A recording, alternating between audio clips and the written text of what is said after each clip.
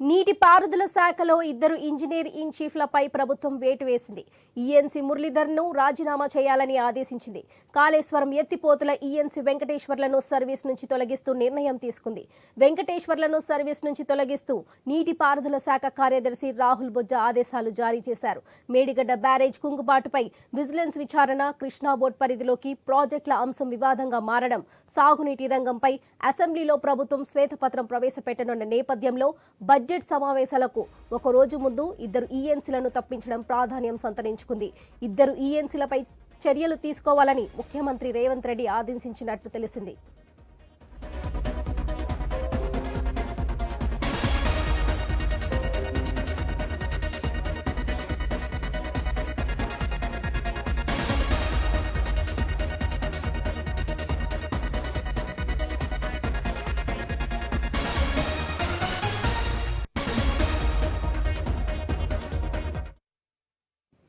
ఇటీవల కృష్ణా జల వివాదంపై విలేకరులతో మాట్లాడిన సీఎం రేవంత్ మాజీ ముఖ్యమంత్రి కేసీఆర్, మాజీ మంత్రి హరీష్ రావులతో పాటు మురళీధర్ పేరును కూడా ప్రస్తావించారు.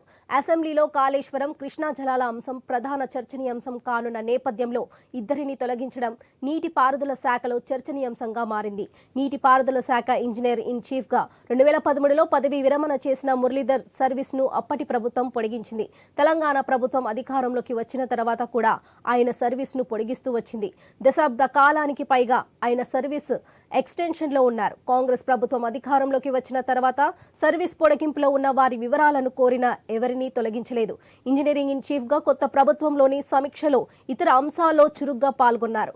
సాంకేతికంగా ఎక్కువ అనుభవం ఉన్న ఆయన సర్వీస్ను మరింత కాలం కొనసాగించవచ్చనే ప్రచారం జరిగింది.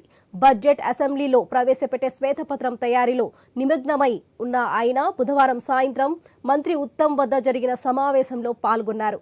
ఆ సమయంలోనే రాజీనామా చేయమని మంత్రి ఆదేశించినట్లు తెలిసింది.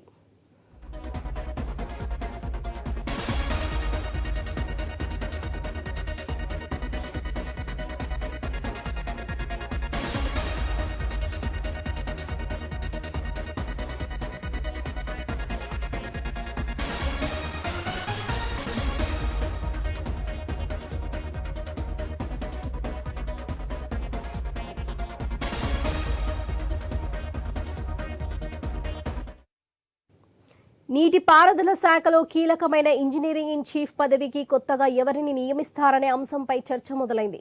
ప్రస్తుతం 4 ఈఎన్సీలు ఉన్నారు. పరిపాలన విభాగానికి Anil Kumar, operation and maintenance కు నాగేందర్ రావు, కాళేశ్వరం ప్రాజెక్టుకు హరిరామ్, కరీంనగర్ ప్రాజెక్టులకు శంకర్ ఉన్నారు. ఈ 4లో అనిల్ కుమార్ సీనియర్ అయినందున ఆయనకు ఇచ్చే అవకాశం ఉన్నట్లుగా తెలిసింది. తొలగించిన వెంకటేశ్వర్లు స్థానంలో అదనపు బాధ్యతలకు ప్రతిపాదనలను పంపాలని ఈఎన్సీ అనిల్ కుమార్ కు కార్యదర్శి రాహుల్ బొజ్జా సూచించారు.